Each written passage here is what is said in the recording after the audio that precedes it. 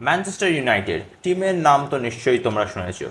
এই টিমটার ঐতিহ্য অনেকটা বেশি, কারণ এই টিমটা প্রিমিয়ার লিগ হিস্ট্রিতে সবচেয়ে বেশিবার প্রিমিয়ার লিগ জেতার টিমের মধ্যে একটা।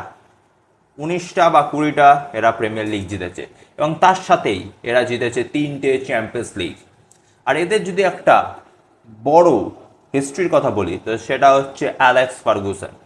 যদি তোমরা এই টিমটাকে প্রথম থেকে দেখে আসো, মানে যদি অনেক সেই বার্কলেস এরা 2000 এরা থেকে দেখে আসো, তাহলে তোমরা হয়তো বড় বড় নামের কথা শুনেছো, যেমন Cristiano Ronaldo, Carlos Tevez, Wayne Rooney, Rio Ferdinand, Michael Carrick, Paul Scholes, এদের নাম তো শুনেইছো। কিন্তু এদের সাথেও অনেক আরও প্লেয়ার ছিল যাদের নাম হয়তো তোমরা শোনোনি, যেমন হলো শিকারিটো, যদিও উনি পরে এসেছিল। শিকারিটো হয়ে গেল, অ্যাঙ্গেল ডেন মারিয়া অনেক পরে এসেছিল, মানে ফার্গুসন এরার পর। তো অনেক অনেক বড় প্লেয়াররাই এই টিমে খেলে গেছে। প্লাস যে ট্রফি জেতার কথা নিয়ে যেটা বললাম, যে 19টা বা 20টা প্রিমিয়ার লিগ এরা জিতেছে, 3টে চ্যাম্পিয়ন্স লিগ, অনেক কটা এফএ কাপ, অনেক কটা কালিং কাপ, অনেক কটা কমিউনিটি শিল্ড। কি না জেতে এই টিমটা। সো যদি এই ভিডিওতে আমি নিজের ওপিনিয়নটা দিই অ্যাবাউট কি হতে পারে এই সিজন অ্যাবাউট ম্যানচেস্টার ইউনাইটেড, তো প্রথমত ম্যানচেস্টার ইউনাইটেড এই সিজনের 4টে কম্পিটিশনে পার্টিসিপেট করবে। আর যেটা হচ্ছে 3টে তো অলরেডি সব টিমই করে, যারা প্রিমিয়ার লিগে আছে তারা 3টে তো অলরেডি করছে, যারা হচ্ছে Premier League, FA Cup, Carling Cup, sorry, FA Cup, Carling Cup আর ওর সাথে প্রিমিয়ার লিগ। কিন্তু যেহেতু লাস্ট সিজন ম্যানচেস্টার ইউনাইটেড থার্ডে ফিনিশ করেছিল, তার মানে হলো এই বছর ওরা আরেকটা কম্পিটিশনে পার্টিসিপেট করছে, যেটা হচ্ছে ইউএফএ চ্যাম্পিয়ন্স লিগ। সো এবারে যদি আমরা কথা বলে নিই যে এই সিজনে আমার এক্সপেকটেশন, আমার ওপিনিয়ন কি হতে পারে আবার ম্যানচেস্টার ইউনাইটেড। সো প্রথমত আমার মনে হয় যে টিমটা মাইকেল কেরিক নিয়ে আসছে। টিমের মধ্যে অবশ্যই স্টেবিলিটি আছে, যেমন লাস্ট সিজন মাইকেল কেরিক আসার পর টিমটা অনেক ভালো পারফর্ম করছে। Players like Bruno Fernandes, এমবিউমো, মাথায়াস Kunia, Benjamin শেক্সকো, তারপর কোবি মাইনো দুর্ধর্ষ ফুটবল খেলছে। তার সাথে ধরে নাও হ্যারি ম্যাগুয়ের, হেভেন্স হয়ে গেল, লুক শ খুব ভালো ফুটবল খেলছে। লাইক তোমরা যদি 2016, 17, 18 থেকে যদি ফুটবল ফলো করে থাকো, তাহলে লুক শর নামটা অনেকটাই পরিচিত ছিল তখন। এবার অনেক ভালো রিইনকার্নেট, যেটা বলে একটা রিইনকার্নেশন হয়েছে। তার সাথে ডালো ভালো ফুটবল খেলেছে, আর লেমেন্স খুবই সুন্দর ফুটবল খেলেছে, খুবই সুন্দর গোলকিপিং করেছে। যদিও ওয়ার্ল্ড কাপের যে একটা এই মুভমেন্টটা যদি বাদই দিই তাহলে এই ভালো হয়, কারণ লেমেন্সের গোলকিপিং আন্ডার ম্যানচেস্টার ইউনাইটেড খুবই ভালো ছিল। সো এই টিমটা যদি আমরা যদি বলি কতটা দূর যেতে পারে, তো ফার্স্ট অফ অল যেটা আমার মনে হয় যে এই টিমটা প্রিমিয়ার লিগে অ্যাটলিস্ট টপ 4 তো ফিনিশ করছেই করছে।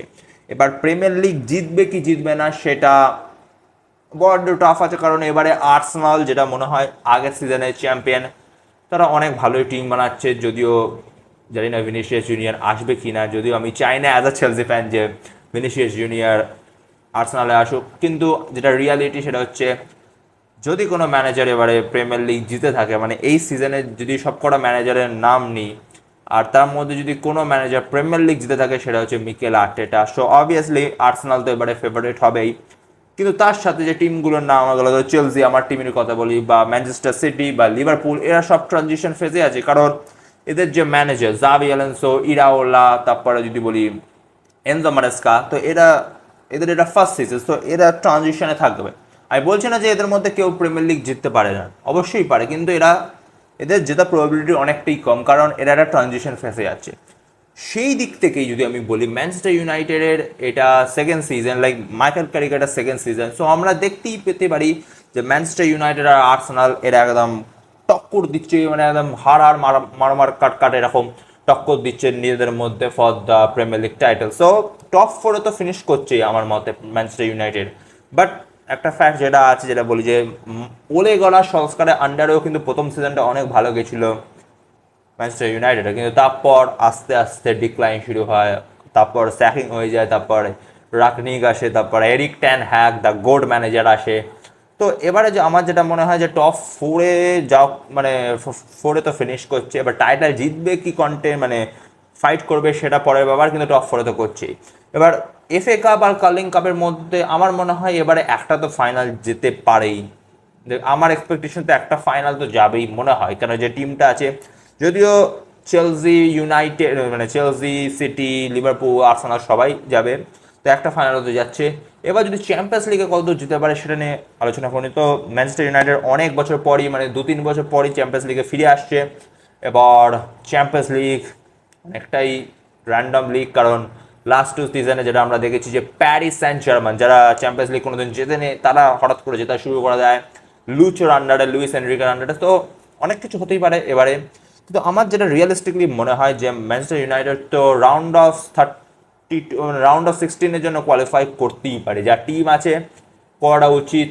যদিও এই টপ 8-এ থাকবে কি থাকবে না তারা সেটা বলতে পারছি না, কিন্তু রাউন্ড অফ 16 তো রিয়েলিস্টিক আমার মনে হচ্ছে ফর ম্যানচেস্টার ইউনাইটেড। এবার যদি সাইনিংসগুলো দেখি, অ্যান্দ্রে স্যান্টোস ফ্রম চেলসি, তারপরে ইউরি টিলেমেন্স ফ্রম অ্যাস্টন ভিলা, খুবই ভালো সাইনিং আমি বলবো। ফ্রম মিডফিল্ডে যে ক্যাসেমিরো চলে যাওয়ার পর যে ভ্যাকেন্সিটা তৈরি হয়েছিল ওটা ভরাট করার জন্য যেটা বলে অ্যান্দ্রে স্যান্টোস, তারপর ইউরি টিলেমেন্স, খুবই ভালো সাইনিং।